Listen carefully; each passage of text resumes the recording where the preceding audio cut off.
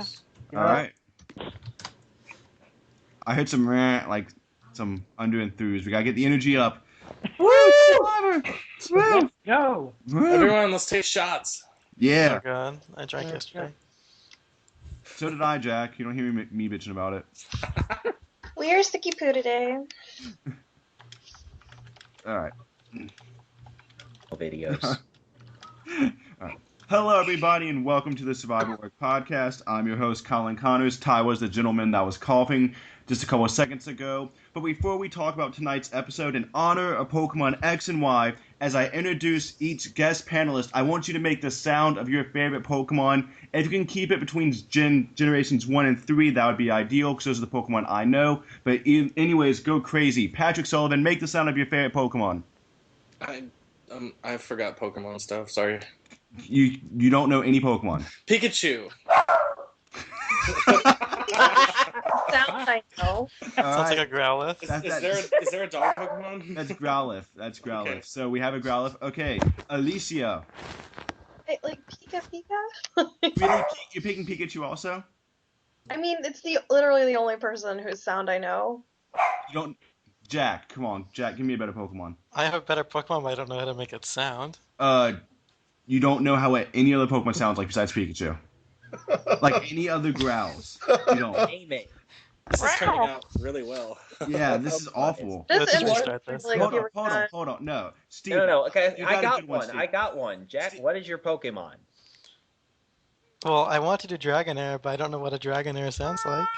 Oh, just do that. What does the fox say? Sorry, Steven, what Pokemon? Do a Pokemon for us. Hold on, I know Steven's got a good one. Espeon! See, there we go. Do it again without Otis. No. Oh, Espeon! No, that didn't sound right. It sounded bad. Someone do Otis. Squirtle. Squirtle. Ty, can you do any Pokemon? The only one I can remember, this is from like Super Smash Brothers, is Goldeen. There we go. So I'll go with that. There you go. And that, everyone, is the panel for today. Patrick, forgot Jack, me. Steven, Alex, do yours. I thought you did Dragonair. Alex, do yours. No. I was telling somebody else how to do Dragonair. Okay. Wobbuffet! Oh, that's a good one. See, that's perfect, too. Wobbuffet for Alex. Yeah. And feel free during the podcast today to interrupt with Pokemon sounds. It is in honor of Pokemon X and Y. They're our unofficial sponsor, and they're not paying us. Anyways, let's jump right into it. Yeah, they don't know they're sponsors, but let's jump right into the episode. Pretty good one.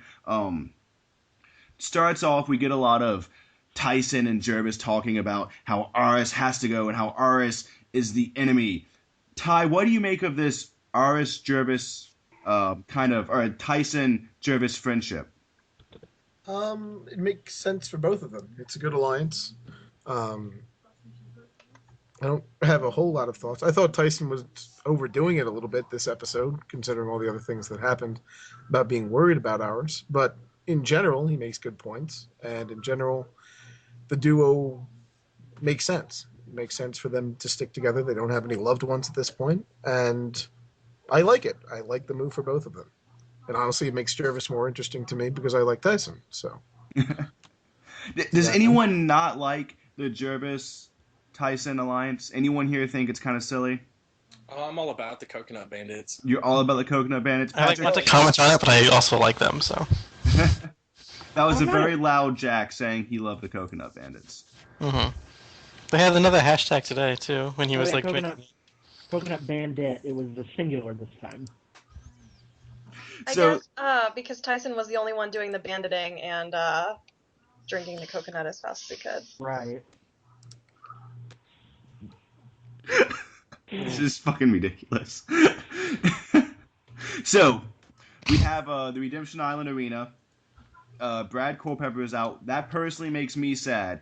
And Praise Jesus. And I was saying, I think I'm in the minority about that. Is everyone here in agreement that they're happy that Brad Culpepper left? No, he was interesting at least. He was interesting for the amount of time that he was there, but if he came back and dominated as much as he did, then it was going to get a little bit overkill. So I got the right dose of Brad. You got the right dose, Brad. Alicia, what do you think of Brad and his unfortunate exit. I was rooting more for Laura and John than I was for Brad, so I'm fine that he left. Mm-hmm. Jack, do you feel the same? I kind of like Brad, but I also am excited to see like more of Monica playing on her own because she's done pretty well not dealing with Brad, and I would hate to see her like just throw a game away and like join up with Brad, who was like a loose cannon as we saw. So, in that sense, I appreciate that Monica's gonna be able to like just do her own thing and not have to deal with Brad. Anyways, thanks for the side hook, Alex. I personally really enjoyed Brad Culpepper. I kind of have a soft spot for people that overplay, and anyone that tries to play a game, I thoroughly enjoy. And I thought he was entertaining. I would have liked to see him last just a bit longer, because I think come merge, his chaotic attitude would have been pretty interesting to watch. But, oh well, he's gone. And then, after Brad left, we had a tribe swap. Steven, what was your take of the tribe swap? I thought it was kind of, I don't know, it's kind of like, hey guys, drop your buffs, swap. And, you know, I kind of hoped it would have been a little more method to it than, say, you know, a random drawing of buffs. You know, I was kind of hoping for maybe captains and a school year pick 'em. I don't know, it's something a little more, I guess, interesting than a random swap. You wanted something that would shake up the game. Because I feel like with this, at least with this random swap, and as well as the one in Karamoan, you know, you have two tribes that are just not very equivalent in terms of physical strength. I mean, you know, you had last season with the new Bakal tribe and the new Goda. I mean, it was not really a competition. I mean, and Tadhana had, well, Golang actually looked like they could have done something if they hadn't missed the traps. But I thought my maybe prediction or whatever would be more interesting, which was two people coming back from Redemption Island become team captains. That would have been cool. That would have been cool. I agree. I would have enjoyed that immensely. Well, Something we else. did. Instead, we got a random swap with a tribe full of ladies and one guy, and then a tribe full of guys and one lady. Kind of uneventful in my eyes. Alex, what were you going to say? I think that the thing that I would have liked to have seen is a swap that either reunited all the loved ones as a matter of course, or kept them all deliberately still on separate tribes as a matter of course.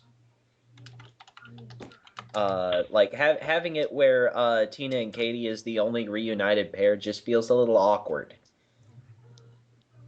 Well, do you think that that's kind of almost unfair for production to have just one set of loved ones on a tribe together? Because I'm amazed that did not put just a huge target on both their backs. Ty, what do you think? I think it probably did, but there are greater forces at work. Repeat what you're saying, because I'm getting spammed with the blast chat because apparently we're merging now. Hey, Patrick, next time, could you tell John to wait until after the fucking podcast is done? Fucking dickbag. Anyway, Colin, state the question. Saying, were you surprised that Tina and Katie did not have a huge target on their backs? No, because Tina is fucking amazing, and Tina would be the one who would just be like, oh yeah, our 4 is going to be solid, it'll be fine, and just kind of like sweep it under the rug like that. And everybody would just buy it and ignore the fact that, oh right, she's aligned with one of the newbies that are on that fucking tribe. People will do it to Tina once. Tina's fine over there. I'm just hoping that she doesn't want Venus gone, and that she keeps wanting Venus to have her father Katie's children. So Nick doesn't leave. But no, I was not all that surprised. Venus was the physical threat and would have been the obvious boot, but Kat did what she did, and we'll get to that, I'm sure. So. Yes. Patrick, what did you make of the lack of target on Tina and Katie? Because to me, it just seems like that would be such a huge red flag no matter what the situation. You have a loved one together. You have two people that you know are probably going to vote together. And yet, Tina was just able to, and I think a part of it was also Katie, just able to just sweep it under the rug. Well, there might have been other things that were discussed that, because they have so much time out there, but they only have so much time in the episode. So that might have come up. And also, they're probably thinking about Hayden, which would probably be a stronger person for Kat to jump over to. And that might have been part of the discussion that we didn't see. just to keep it suspenseful. But I mean, you got to think of who's got loved ones left on the other tribe too. Well, do you think Hayden would actually swap with Kat? Anybody? No. No. But Well, No one is going to swap. They all that's have never merge on going their to mind, you know? Yeah. Okay, so we go to the new Tadhana tribe, and once again Tyson is throwing Aris under the bus. And honestly, to me, it seemed like even with the editing the way it was, they were almost being obnoxious about it. And I was waiting because they kept showing shots of Sierra. I was waiting for Sierra to go, "What's going on between Tyson and Aris?" Am I the only one that thinks Tyson overdid it? Because it just seemed a little repetitive. And as much as everyone here loves Tyson, I did find him a bit almost douchey with the whole food thing. Yeah, I mean, I'm sure that they'll be fine with it. The tribe, they're not going to probably target Tyson because Aris is the bigger threat. But I mean, if I were all of them, I'd be a little bit weirded out by Tyson too. Also, if Tyson's really going to target Aris before letting one of the newbies go, I mean, like the smart play for them right now would be for Tyson and Jervis to go get Sierra and be like, "Hey, Sierra, we'd like to work with you." She'd probably be down for it because the guys are going to vote her off anyway. And then get rid of Hayden or Caleb, whichever. And then basically, then you get rid of Aris. Then you can get rid of him because you've got numbers then, and you don't need him anymore. Mm-hmm. But if they go and vote him the fuck out, then what the fuck happens? All of a sudden, they're down to 2 people, and the other 3 could potentially vote them out. Now, sure, they could, between this episode and next episode, do what I just said, at which point it would become a smart move, possibly. Mm-hmm. But right now, terrible fucking move on their part. That's what I was thinking. Like, if they're coming in 3 and 3 and they want to vote off one of their own, well, then the other 3 would be like, sure, yeah, and then we'll just vote them off next. Mm-hmm. Yeah, like if I was a Tadhana member and Tyson was coming to me for votes, I would be ecstatic because the thing is that I would believe that this was totally in character for Tyson. He tends to overthink things. Like if he hadn't overthought the vote split, would he be infamous for quote unquote voting himself out? So I think that's a very good point. Yeah, Tyson has a history of this kind of thing with the whole, if I just vote for poverty this round, I'll be safe and I'll get hot dogs quicker, because that was his logic of doing it. I don't think that was overthinking. I think that was not thinking it through. yeah. I think that was just stupidity. Jack, you've been quiet. What do you make of all this? Well, I just want to make sure my mic was okay still, but I just think it's normal Tyson fashion to just be like the douchey character, kind of abrasive, but not extremely abrasive. So it's like, oh, funny, like it's really funny, but still just like he like makes jokes, he makes fun of everyone. It's just like how he normally is. So do you think maybe it was edited more dramatic than it actually was, and that maybe they just showed the few moments of Tyson picking on Aris? They could have just like clipped all of them and put him in like a 3-minute segment that we saw, but Sure, that could have been all day long. Yeah. Just those moments right there, spread out. Okay. Could be. So we get to the immunity challenge, and we witness one of the biggest mess-ups Oh, God. Good I've God. seen in an extremely long time. I'm honestly trying. How is that even fucking possible? I'm trying I to love think it. of the last time we saw a mess up this badly. And Tina was involved. How the hell does Tina do that? Come on now. Come on. Well, if it wasn't for that mess up, would they have won? I don't think so. They were struggling with that puzzle. Even they with had a No, they had that puzzle. They made up so much ground on that puzzle. They would have won. It just probably would have taken a minute longer Mhm. on that Who knows puzzle. if they would have... Well, I don't know that they would have won necessarily because they could have just shot all that footage later to make it closer and more dramatic and all that sort of Yeah. business. So, who the fuck knows? Otis agrees, Ty. Well, I mean, He always I don't know does. if it counts into it, but pros is saying, you've lost your lead and it's neck and neck. I don't know, it could all be And it didn't sound like a voiceover. Sometimes you can notice when something's added in or whatever. And something I found interesting in the last challenge was they normally they change the numbers. they say, we're playing to 3, and it's like, that's a weird number, when in reality they played to 6, but the other tribe only scored 2 points, so they went to 3, so that way it looked more neck and neck. However, in the water slide challenge, you see Jeff say they're playing to 5, then he holds up 5 fingers. So unless he sat there and was like, we're playing to 5, and then they recorded him going, we're playing to 7, and they recorded him going, we're playing to 8, we're playing to 9, and then they go, no, really, we're playing to like 11 or whatever. They could have. Well, and then when they got back to camp, on a deleted scene, they were talking about, oh my god, we beat them by 3 points. We got 5 and they only got 2. So it seems almost a little contrived. So I think sometimes they do show the challenges faithfully, is what I'm getting at. And it's possible that this challenge was that close. The thing I think was hilarious about it was that they actually had the puzzle screwed up more on the second attempt than they did on the first. Like, they undid progress in between getting it wrong the first time and the second time. Tina looked like an idiot. I agree, because that fish was so janked up, and you could clearly see how it wasn't aligned properly. She was jumping up and down both times like they'd already won. Yeah, that celebrating, I just didn't understand it. Yeah, it was... So, when it's so close like that, even if you're 150% positive that you've got it right, you should still be staring at it in case you have to run back and change something else. You know, Topaz was 150% positive. Yeah, that's true. 150% secure. Yeah. God damn it, Otis. Yeah, things can happen. Otis, the survivor dog, is interjecting his feelings. Otis! Does anyone have a Pokemon sound you'd like to make while we deal with Otis? Raichu! I'm realizing, did we even get to see the other, the Tadhana tribe enjoying their reward? No, I don't think we did. We didn't get to see it last episode either. Oh. Enjoying the steaks or whatever. Oh, that's kind of lame. You can look it up online, though, if anyone wants to see it. They usually add that stuff on CBS.com. Yeah, that was the secret scene I was referencing earlier, was the one where they were eating the steak, and they go, oh, wow, we beat them by 3 points, and they all high-five each other. And then one of Katie's toenails fell off. Gross. Gross. So, I was extremely impressed with Monica this episode. I feel like she's finally coming full circle and understanding the strategy of this game. She said the one thing that she said that was like, do unto others before they do it to you. Yes. It's like, oh, there's a, CP moment for Monica. Yeah. Well, and Cochran last season said it's all about timing. So, I mean, I think maybe Monica is starting to get a little bit of a decent edit, and Patrick's going to win himself some Five Guys. Yeah. I'm afraid that she's going to get, like, the Dawn treatment. Oh, yeah. Where she's, like, very CP and, like, has a partner. But she's, like, motherly to the people and...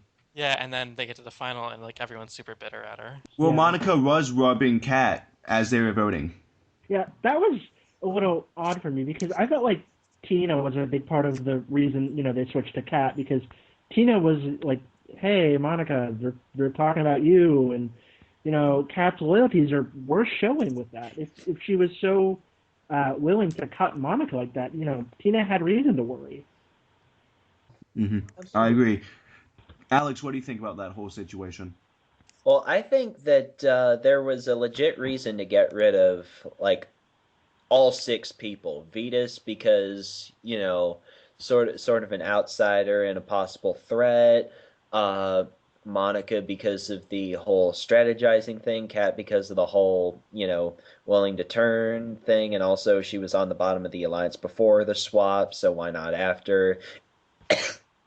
Tina and Katie because they're a loved one pair. And the 6th one's escaping me. Where are you? Oh yeah, because she has a bitch face all the time. So yeah, there was a legit reason to get rid of like everyone. I saw when she was confronting Kat about it. It was almost like your mother looking at you, being like, she knows you did something wrong. Right. She's like, is there anything you want to tell me? Like, it's okay. And like, I'm really disappointed in you, Kat. It was such a power play by Monica. And then Kat's just like, it was so awkward to watch it on screen for me, at least. Oh, I'm just like, and Monica had the greatest look in her eyes Like Monica knew what she was doing. It was like a hunter looking at a deer. Yeah. Just But she did it in I such like a motherly way. It's like, Kat, you've really disappointed me. I'm disappointed in you. And you never want to hear that from your parents. Right. It's like. Oh, and then Kat, she's so childlike. She is. and just remember She a really little is. tip to everyone out there that's listening, all 7 of you. It's people will not date you unless you make merge. Yeah. Yeah, no one wants to Where date the someone who game doesn't make goes. the merge. Just remember that. Yeah. It's really- And First-hand experience. me and Patrick can be the only ones here to say that we've always made merge. So me and Patrick are gonna get dates. Oh jeez.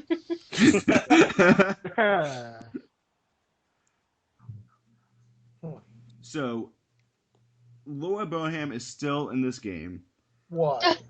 Why the fuck is that still the case? I kind of love it because it's just such a fuck up that you think, because like 99 out of 100 times, Laura Bonham would be the first boot from her tribe. She was the first boot from her tribe. Well, again, this is and Yes. she still manages to, like, she's a fucking cat or something. Like, I kind of like it. It gives She- us some spice. She does have that bitchy resting face, though. yes, she does. Well, and that's not her fault. Like, I don't think she's a bad person. I don't think she's cut out for Survivor. I think she's But Oh, but the definitely. fact that she's still in the game just makes me go, oh my god, what if she makes it like Final 5 or something? She'll get goaded. God. It'll be something retarded like Venus. And another thing I liked about the episode, besides Laura being around, was the fact that we got to see the same kind of balanced editing that we had in the last episode. I think everybody got a confessional. Alex wants to talk about some of the little highlights he noticed.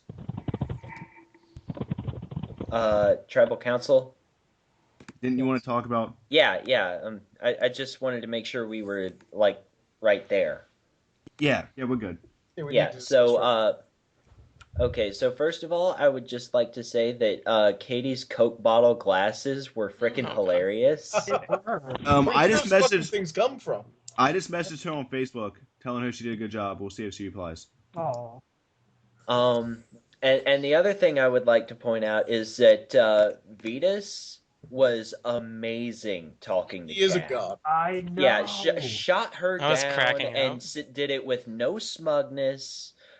Just just like basically had a response for everything, and even threw in a little Ronald Reagan style "there she goes again" kind of thing.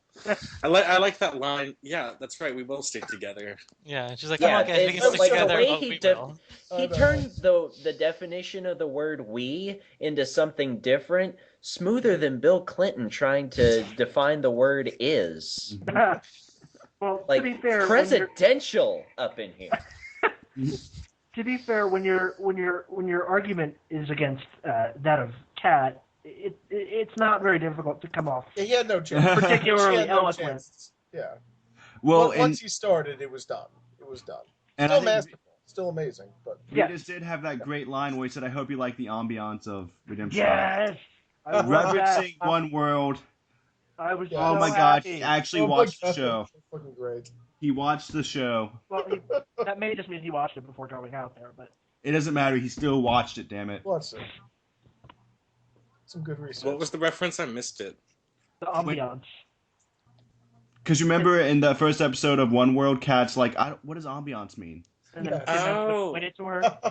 Okay. Oh my god, I don't even remember that. Like, Yeah, I I didn't would catch not say that. That was I know. that was That was good great. callback What there was your with- superfan oh, quote of the podcast today? The more you know. Yeah, the more you know. The rainbow is Bust- shooting over our heads. I'll bust out some more Okay. quotes. Da-da-da. The only one I remember is Oh, Blindsides are Bulbasaur! Appendicitis? What's that? I don't want to catch it. Blindsides are fun. God. So it does sound like that even though Kat isn't the Vesta player, we're all going to miss her, and at least she's still on Redemption Island, but I'm just going to quickly poll everyone. Is Kat going to come back from Redemption Island? Steven. No. Patrick. No. Jack. No. Alex. I'm gonna be a contrarian since everybody else is saying no. I'm just gonna say yes for the fuck of it. Ty. What is a contrarian? I was doing a cat impersonation. No, she's fine. She's fine. Otis does not think she's coming back. Alicia, is Kat coming back? I don't know. She's gotten such like a shitty edit, and we've only seen like 2 seconds of her, so that might either mean she's unimportant or she has much more going on later. But I'm inclined to think she does not have a lot going on. So Sadly, even though we love Kat, I actually think she will be losing the next duel. John has gotten an okay edit. Laura has a redemption theme going on, and honestly, I thought Brad had the best shot at coming back just due to how much time they put on him. So I'm thinking now maybe it's gonna be Laura that comes back, unless it's someone random, like someone gets voted out and then immediately comes back, which would make all of Redemption Island useless. Yep. Which tends to happen a lot. Yeah, we've seen exactly Redemption Island why- twice. It is useless. The whole, getting voted out right after you come back. Yeah. So does anyone have any final thoughts or questions before we wrap things up? It was an enjoyable episode. Yeah. It was. My man Has Vetus this season been still- good? Yes. Yeah. Yes. Yeah. Absolutely. yeah, it's been great. I mean, compared to expectations, it's been an amazing season. Yeah. Yeah. I don't know if I was Has it gonna say been- like, is this a good season or is this just exceeding After its like, Caramoan. pretty terrible expectations? It I is would a say it's a good legitimately season. good season, I would I say. think It's gonna not wind over up yet. I think it's gonna wind Yeah. up in the top like 15 easily. No, I'll put it- it's not Maybe. over yet. That's true. It is not over yet. They I could don't know. completely fuck I don't know about if it'll age well. Right Ooh, now, that's we're right, enjoying it. Steven. I mean, What's a that? really boring post-merge would just kind of, yeah, I don't know. So does anyone have any last minute Pokemon before we wrap things up? The Snorlax snore? If so, I can do that. Yeah, do the Yeah. Snorlax. There you go. Someone want to try Bulbasaur? Snorlax. Oh, but sorry. That was good. Goldeen. I remember hearing that all the time and being so pissed off because nothing was going to happen. You could get a one-hit KO off Goldeen. Hmm? Goldeen would occasionally give a one-hit yeah. KO. Smash Really? Bros. Yeah, did you? I only I saw don't it like think that twice. ever happened. Yes, I've seen it twice. I've seen that. Goldeen is basic. Magical, go! Oh my god. What the fuck is wrong with us? I don't know. This is like concerning me, y'all. As I am sitting here playing Pokemon right now, and I'm so So concerned. am I. Oh, Alicia. Oh, good. Okay.